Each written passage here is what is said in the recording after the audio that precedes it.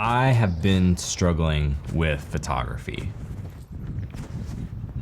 Maybe you can relate. Maybe if you've been doing this for a while, you know what it feels like to go out and like everything you see just isn't coming together. You're trying to like compose a shot in your head or like see things in a way that like you're excited to capture them and it's not coming.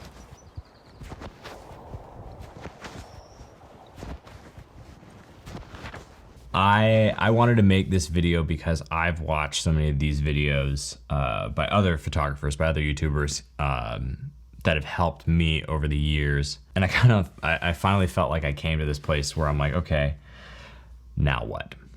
First of all, I want to get this out of the way. Like the thing that can kill creativity faster than I feel like anything else is stress. And like the stress, whether it's of like a difficult situation, and it could be all good things, right?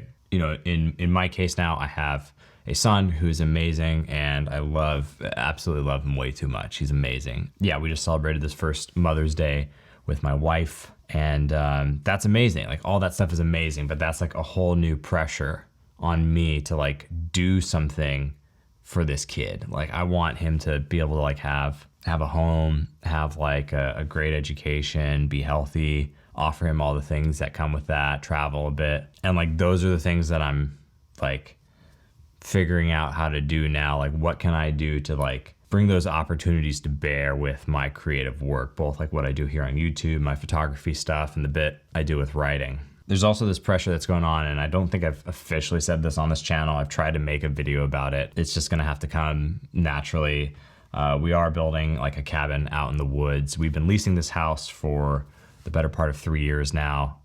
So my entire, I think, YouTube journey, at least since I've been going hard in 2020, has been in this house, different rooms, different places, but that all is gonna have to come to an end in a little bit. And we're building this cabin out in the woods off grid. And that's like a whole other thing. Like I've been engineering that and working with friends to get that built. And like, yeah, that's a whole other thing. That's where all the footage in like the beginning of this video came from, is like just us walking around this property now where we're gonna be living. So like all that stuff is good things. Like it's an amazing opportunity to have a family. Maybe you don't have any of those like issues, concerns, like stressors, right? You probably have your own things, but stress can it can kill creativity. Like it can kind of put a pressure on things that just like sort of suffocates the life out of the work, out of the experience. I'm trying to like let all that stuff go.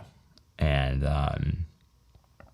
I did over the weekend this sort of experiment where I went out to the property and I gave myself one lens on the camera, and I told myself I was gonna shoot my R5, my digital camera, as though I was shooting film, to try to get like some like discipline, some challenge. Like I made this challenge kind of up. I've seen other YouTubers do similar things. I'm not definitely the first person to do something like this, but this is what I did to sort of like give myself a challenge to like start taking some photos and like reinvigorate that experimentation, that exploration. So the first thing, if you want to shoot like you're shooting film, but with a digital camera, you kind of need to do a few things. The first being locking off your ISO. You got to commit to an ISO, like you're going to shoot a roll, and just like stick it at 200, stick it at 400, whatever it's going to be, and stick with that ISO for like your entire session. Even if the light's changing, even if like nothing's working out, like stick with that. The second thing is like I gave myself 30 shots. So kind of like a roll, not really, but I told myself like I'm gonna do 30 shots, no more, no less. I'm just gonna walk around and try to take some photos and see what happens. Having that constraint, having to work through that and go like, okay, what do I want to experiment with? I can't just fire away with anything, right? But I got to try to make these count. Like, can I do something there with that? And I was taking like photos I probably wouldn't have taken, even though there was like this scarcity of like, all right, I'm only gonna take 30. Yeah, like this like absolutely like trash water, and trying to get some of these shots of these trees. I was also using my 15 to 35, but I locked it at 35. So effectively it just became like a 35mm full frame camera. And then the last thing I just didn't do was I didn't review any photos. I told myself I would take 30 and I would just look at them, develop them, in Lightroom when I got back home. I'm not like super proud of these photos, at least for like what they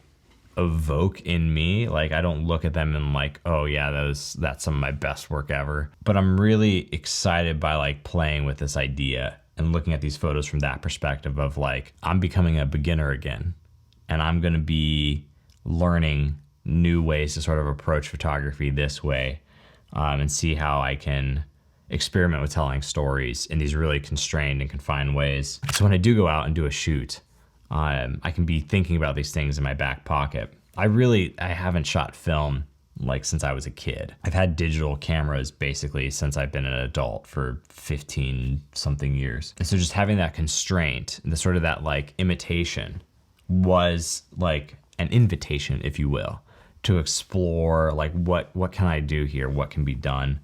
And it took the pressure off, honestly. Like I let myself know that like these photos can absolutely suck. And that made it really fun. I think like one of the hardest things whenever you get deep into something, whenever like something becomes like your profession and the thing that you do for work, like it can be hard to like let yourself fail and like let yourself suck. But a lot of times that just means that you're experimenting, as long as you're not making like the same mistakes again and again and again and again.